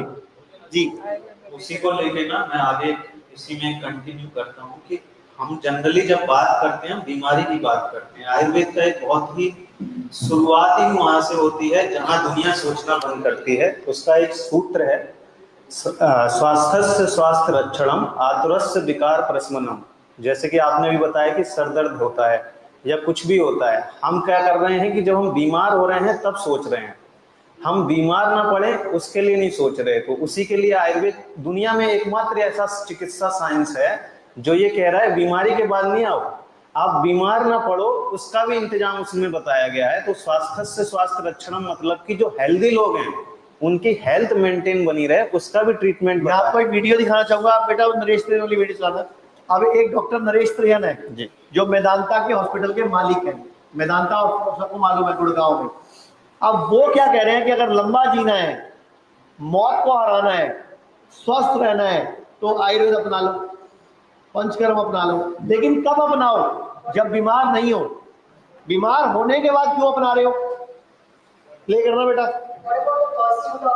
Everybody wants to live 100 years. I was asking you आजकल इंडिया में कैसे सारे देसी बायोमाइक्रो से कई सारी चीजें होती हैं। ब्रायन जॉनसन है जो कि अपने को इंजेक्ट नहीं कर रहे हैं, प्लेटलेट्स से, अपने बेटे के प्लेटलेट्स। अब ये सवाल पूछे कि क्या मौत को हराना संभव है, क्या लंबा जीना संभव है, 100 साल जीना संभव है? ले करो। डेथ को डिफीट करना या एजलेस हो जाना। Panchakarma in Ayurveda is the best rejuvenation you can ever do. Once a year, if you can do Panchakarma, you will detoxify yourself enough to live life happily. तो हम सबको भारत में ये मैसेज पहुंचाना है कि बीमार पड़ने से पहले ही बीमार ना पड़ो, उसका इंतजाम कर लो। जी भैया माइक ले लो। हाँ अच्छा जी, मेरे एक सवाल है। लगभग मेरी उम्र 20 साल के आसपास थी, मेरे पिताजी का देहांत हो गया। उन्हें काफी लंबे समय से शुगर थी और शुगर फिर आंखों पे असर हुआ और उसके बाद में किडनी पर असर हुआ। एलोपैथिक की दवाइयां कर रहे थे, डायलिसिस वगैरह शुरू हुई। तो उस समय मेरे अंदर इतनी समझ नहीं थी, बड़े भाई ने इलाज कराया। लेकिन एक समय ऐसा है कि उन्हें किसी ने बताया कि मुरादाबाद में आयुर्वेदिक का इलाज होता है और उससे जो है किडनी उनकी सही हो जाएगी। मुरादाबाद में आयुर्वेदिक की दवाई करी और लगभग 1 महीने बाद उनका देहांत हो गया। जबकि डायलिसिस चल रही थी, जब तक ये सारी चीजें चली थी वो सही थी। तो फ्रेश होने के रास्ते उनके ब्लडिंग होने लगी बहुत ज्यादा, जबकि डॉक्टर इंसुलिन जब लगाने आते थे, ब्लड टेस्ट करने आते थे, तो बॉडी में खून नहीं था। लेकिन एक समय ऐसा है जब आयुर्वेदिक दवाई उन्होंने शुरू करी तो लगभग 10 से 15 दिन बाद उनका देहांत हो गया। फ्रेश होने के रास्ते बहुत ज्यादा ब्लीडिंग हुई। तो मैं जानना चाहता हूँ कि आयुर्वेदिक की दवाई इस्तेमाल करने के बाद उनके साथ में ऐसा क्यों हुआ? मेरे पूरे परिवार का आयुर्वेदिक पे से विश्वास जो उस समय हो गया, क्योंकि इस चीज को लेकर, क्योंकि मैंने अपने बहुत कम उम्र में अपने पिता को खोया। अच्छा, बाई चांस अगर एलोपैथी चलते चलते देहांत हो जाता तो क्या आपका एलोपैथी से विश्वास उठ जाता? देहांत तो किसी का कभी भी हो सकता है। आप एक बात बताओ, अभी एक वीडियो आई थी महीना पहले, 25वीं सालगिरह पे मियां बीवी डांस कर रहे हैं, 25वीं सालगिरह है, डांस करते करते पति मर गया। अब वो आयुर्वेद से मरा कि एलोपैथी से मरा? देखो, मौत किसी के हाथ में नहीं है। और मुझे नहीं पता आप कैसे आयुर्वेद वाले के पास गए। आयुर्वेद में भी तो झोला छाप है ना, आयुर्वेद में भी सारे सच्चे कहाँ हैं? ऐसे एलोपैथी में भी कई चोर है, एलोपैथी में अच्छे लोग भी हैं, जैसे अभी डॉक्टर नरेश त्रियन ने बोला। तो ऐसे अच्छे लोग हर जगह है, बुरे लोग हर जगह है। मैं किसी पे कमेंट नहीं कर सकता क्योंकि मुझे कंडीशन नहीं पता। हो सकता है कि वो जो दवाइयां चल रही थी उनके साइड इफेक्ट से मरे हो सकता है उनका वक्त आ गया हो। वो कमेंट नहीं कर सकता मैं। लेकिन मैं आपसे पूछ रहा हूँ, सबके लोग कोरोना में मरे हॉस्पिटलों में, किसी का भरोसा एलोपैथी से तो उठा नहीं। लेकिन आचार्य जी कैसे जांच करेगा इंसान, आम नागरिक कैसे देखेगा कि सामने वाला डॉक्टर सही है नहीं है, दवाई जो एलोपैथिक दी जा रही है वो कितनी गुणवत्ता? देखो शुरुआत तो भरोसे से ही होगी, शुरुआत तो भरोसा। अभी आपके सामने मैंने 6 या 7 मरीज पेश किए जो कि दुनिया के लिए लाइलाज बीमारी है। ये मैडम बैठी है 62 कीमो लेके आई हैं और इनको 62 कीमो के बाद पेन किलर्स, इनको मॉर्फिन के इंजेक्शन, उल्टियां लगना, पोटियां लगना, 10-10 दिन रोते रहना, भगवान से प्रार्थना करना कि भगवान उठा ले, और उसके बाद इनको आयुर्वेद में आराम मिल रहा है। तो सही और गलत देखो, ये तो किस्मत भी कोई चीज होती है कि जैसे अब मैं क्या कहूँ, मैं कैसे कहूँ हम सही है। 6 चीजें भगवान ने अपने पास रखी हैं, 6 चीजें, जन्म, मृत्यु, यश, अपयश और लाभ और हानि, ये 6 चीजें भगवान के पास है, इन्हें हम छेड़ देते हैं। Thank you sir. Acharya ji आपने कहा, माइक लो, माइक। अभी आपने कहा कि किसी दवाई के साइड इफेक्ट हुए होंगे, तो नहीं मुझे नहीं पता, आपने कहा कि आयुर्वेद की कोई दवाई जो उसके साइड इफेक्ट हुए होंगे। आयुर्वेद की नहीं, मैंने कब आयुर्वेद की, मैंने बोला जो पहले दवाई चली होगी उसके भी तो साइड इफेक्ट आ सकते, मैंने ऐसे बोला। नहीं होते, अगर वो सही ढंग से बनी है, सही फैक्ट्री में बनी है, सही वैद्य यूज कर रहा है, सही डॉक्टर दे रहा है, सही डॉक्टर दे रहा है। अब ये 5.5 साल के डिग्री होल्डर है, अब ये डिग्री होल्डर है लेकिन कहीं झोला छाप दिया बाजार में, जिनको डिग्री नहीं है, जिनके पास कुछ भी नहीं है। लेकिन डिग्री नहीं होना इंपॉर्टेंट नहीं है, मे बी वो गलत चीज ना यूज कर रहा हो बस। सर आयुर्वेद का ना इट इज वेरी इंपॉर्टेंट, हम लोग ना बहुत हल्के में लेते हैं आयुर्वेद को। मैं आपको पहले बता कर रही हूँ, मैंने 12 साल एलोपैथी में भी काम किया। प्रॉब्लम है हम लोग आयुर्वेद को बहुत ही हल्के में लेते हैं। मेरे साथ के कुछ लोगों को लगता है कि it's easy, it's not easy.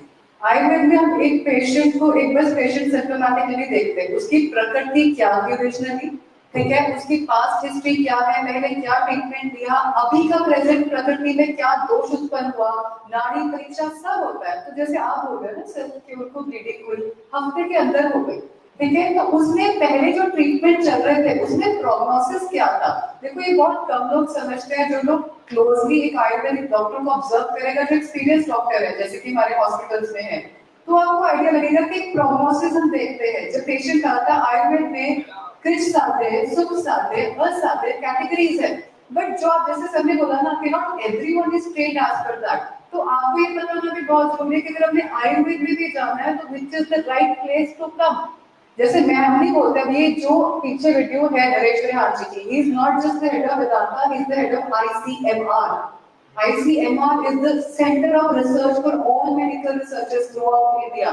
अगर वो इंसान जो साइंटिफिकली रिसर्च पे काम कर रहा है वो ओपनली आयुर्वेद की तारीफ कर रहा है, तो हम ये नहीं बोल सकते कि एलोपैथी या मैं कितनी भी, कभी कभार डॉक्टर्स या इंसान गलत होता है, ठीक है, तो हम किसी पैटर्न को ब्लेम नहीं करते। अगेन आपके जब फादर हॉस्पिटल किसी ट्रीटमेंट के लिए गए, आयुर्वेदिक ट्रीटमेंट के लिए, तो पहले ट्रीटमेंट का कितना उनके शरीर में इकट्ठा था, कितने एंडोटॉक्सिन्स हो गए थे, उसका एक बार आइडिया रखना भी सर जरूरी है। तो प्रोग्नोसिस क्या है, पेशेंट की बीमारी क्या है, पास्ट हिस्ट्री क्या है, बहुत हिस्ट्री होती है, और आयुर्वेद का साइंस इज वेरी डीपर। प्रकृति, आपके पेरेंट्स से क्या आता है, वो सारे का हिसाब करके फिर जैसे मैं आपको उदाहरण देता हूँ, जैसे ये पेशेंट हमारे पास आए, मान लो ये आया, ऐसा कोई और आया, हमने क्लियरली कहा कि बहुत मुश्किल है, लेकिन अगर आप भरोसा करते हो तो हम जोर लगाते हैं, क्योंकि उन्होंने जवाब दे दिया ना, ले जाओ सेवा करो, बचेंगे ही नहीं। जैसे वो भैया जिनके पापा के हार्ट का ट्रांसप्लांट बाईपास सर्जरी जाता था जिनको, तो डॉक्टर का इलाज नहीं है, जब आप मरोगे ही तो मुझे ट्राई मार ले, तो हम तो ट्राई करते हैं, हम भी कोई कमिटमेंट नहीं करते, और हमारे यहाँ सारे ठीक नहीं होते।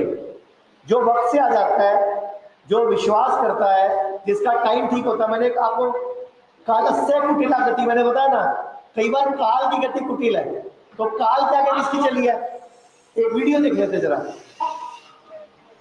प्ले करो। आयुर्वेद की बात कर रहे हैं, तो मैं आज आपको बड़ी अहम जानकारी देना चाहता हूं। मैं अपने मित्र केनिया के पूर्व राष्ट्रपति राइला ओडिंगो जी के और उनकी बेटी जिक्र करना चाहता हूँ। तो उन्होंने मुझे रोजमेरी की जिंदगी में जो बड़ी दुखी बताई कि रोजमेरी की आंख में तो तकलीफ हुई थी और उसकी शायद उसको ट्यूमर का प्रॉब्लम था ब्रेन में और उसकी सर्जरी हुई। और उस सर्जरी में रोजमेरी ने अपनी आंखें खोली और एक पिता के नाते मेरे मित्र होनेगा कि नहीं, पूरी दुनिया को छाड़ा, विश्व का कोई बड़ा देश ऐसे होगा जहाँ रोजमेरी का उपचार, लेकिन रोजमेरी की आंखों में रोशनी बाकी नहीं। आखिर उन्हें सफल हुआ और वो भी आयुर्वेद उपचार के बाद। आयुर्वेद का उपचार किया गया, रोजमेरी की रोशनी वापस आ गई। वो आज देख रही है जब उसने पहली बार अपने बच्चों को फिर से देखा तो बजोड़ीगा जी बता रहे थे वो पल उसकी जिंदगी की स्वर्णिम पल। एक वो आंख वाली वीडियो है ना 10 सेकंड की। अब जैसे ही इन्होंने एक वीडियो बताई कि आंखों की रोशनी चली गई। अच्छा, आंखों की रोशनी चली क्यों गई? ब्रेन ट्यूमर की सर्जरी हुई। उसके बाद रोजमेरी पूरी दुनिया के 5 बड़े देशों में घूमी, फ्रांस, जर्मनी, चाइना, अमेरिका, कहीं इलाज नहीं हुआ। इंडिया में जब ये रोजमेरी आई 2018 में, ये 2018 का वो है और वीडियो 2020 का है, कोरोना टाइम का वीडियो है। आपने देखा ज्यादा लोगों ने मास्क लगाया हुआ था, ये कोरोना काल में वीडियो बनाया था मोदी जी ने। इंडिया में सिर्फ 22 दिन लगे थे, उसकी आंखों की रोशनी वापस आ गई। मैं एक वीडियो दिखाना चाहूंगा आपको, बेटा वो जिसकी आंख झपक नहीं रही थी, अभी 10 सेकंड की।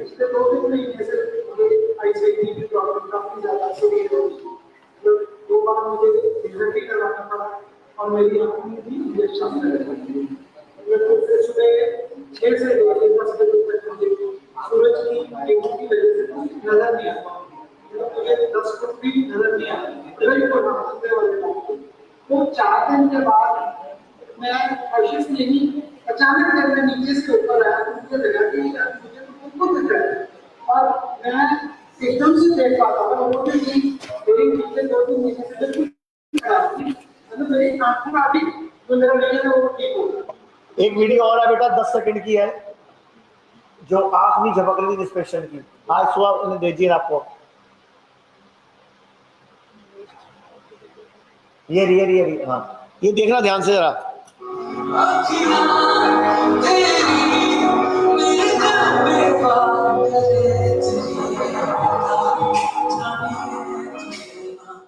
सिर्फ 10 दिन लगे। ये पेशेंट को डॉक्टर ने आंख का ऑपरेशन बताया था और पहले साइन करा रहा था कि आंखों की रोशनी जा सकती है। इसकी पलक ना दिन में 20 बार 25 बार नीचे गिर जाती थी, इसको ऐसे पकड़ के खोलनी पड़ती थी और फिर गिर जाती थी। ये 3 साल दवाइयां खाता रहा, एम्स गया, मेदांता गया, सब जगह गया और दोबारा प्लेटर में बैठा और इसकी आंख खुलनी बंद हो गई थी। ये देखो जरा क्या आंखों क्या हाल हो गया, खुलनी नहीं थी। आपके उपचार के बाद वो गाना लगाया ना, ये भी सूट कर रहा है सर। अभी सेम प्रॉब्लम भारत सरकार के आयुष मंत्री को हो गई है। यही सेम प्रॉब्लम भारत सरकार के आयुष मंत्री प्रताप राव यादव जी को हो चुकी है। उनके यहाँ पिछले हफ्ते मैं और डॉक्टर अभिषेक जाके उनको इनवाइट करके आए हैं कि आ जाओ 10 दिन रह जाओ, तो बोल रहे हैं कि मैं 7 दिन के लिए आ रहा हूँ। उनकी वीडियो है मेरे पास इसी कंडीशन की, लेकिन मैं चाहूंगा जब वो ठीक हो जाएंगे तब दिखाऊंगा। तो मेरे हिसाब से कोई सवाल है तो डॉक्टर नेहा से आशा जी, आपके अगल बगल लोग बैठे हैं, डॉक्टर नेहा और साथी, आपको बहुत साधुवाद की बहुत विशेष संज्ञा भी, बहुत अच्छा विश्लेषण दिया आपने। और मेरा अंतिम सवाल ये है कि मैं पूछना चाहता हूँ कि आपने जब ये यात्रा शुरू की तो क्या कौन तय किया था, उसे पूछना चाहता हूँ कहाँ तक आप पहुंचे हैं और कहाँ पहुंचेंगे, क्या परिवर्तन चाहते हैं, मेरे से पूछ लो।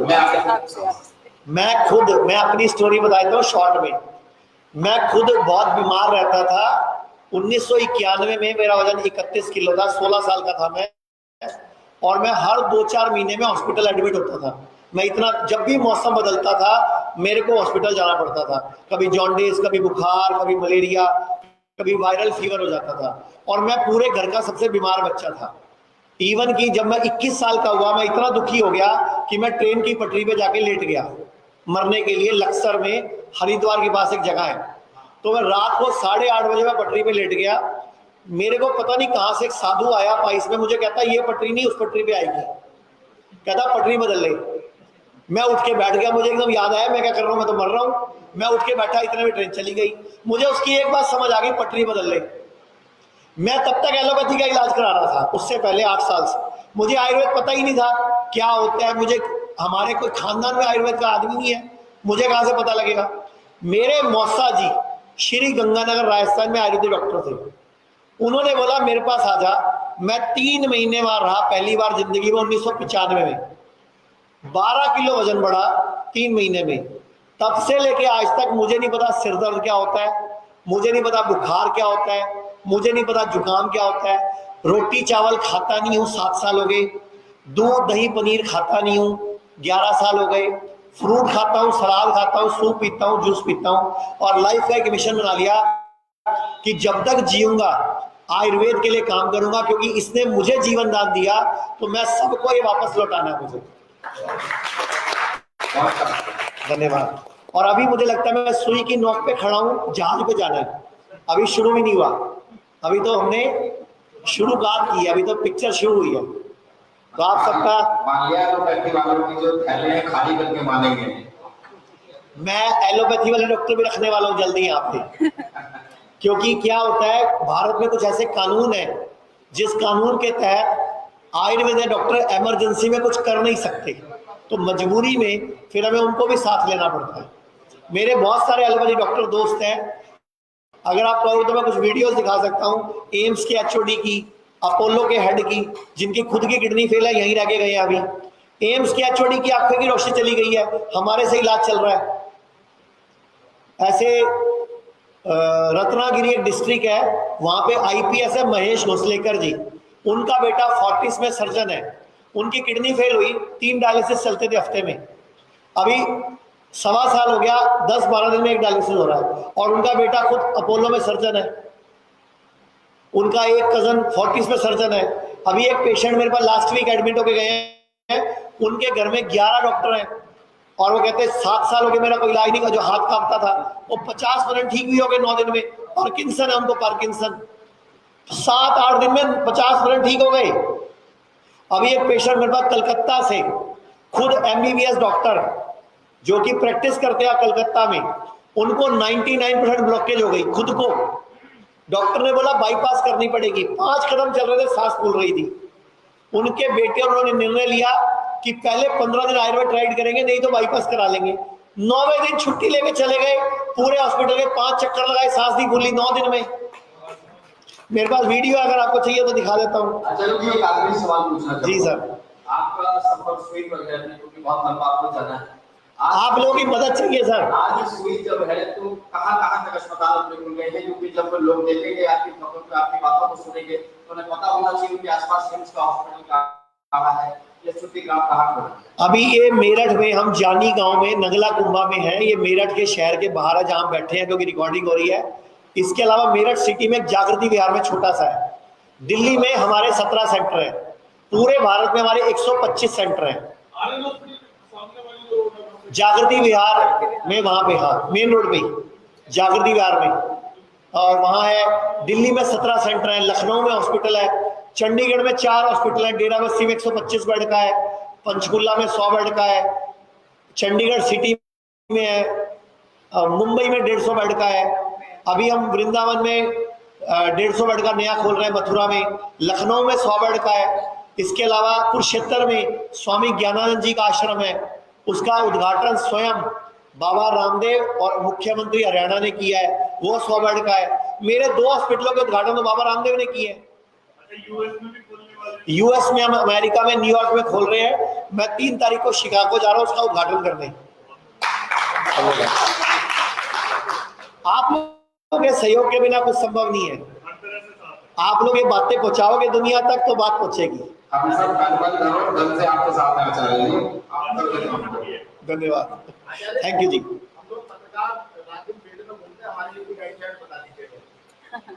मैडम बता दो इनका डाइट चार्ट। इनको कुछ, इनको एक हर्बल टी वगैरह सबको सब करवा दो। शहद हमने शहद लॉन्च किया, वो आपको दे रहे हैं। हमने टूथपेस्ट बनाई है, भारत की पहली पूर्णतया आयुर्वेदिक हर्बल टूथपेस्ट, कोई केमिकल नहीं, वो आपको दे रहे हैं। च्यवनप्राश बनाया प्योर गुड़ का, वो आपको दे रहे हैं। और जो भी ऐसी कोई और चीजें हैं, अक्षय जी हर्बल टी है, सब आपको दे रहे हैं।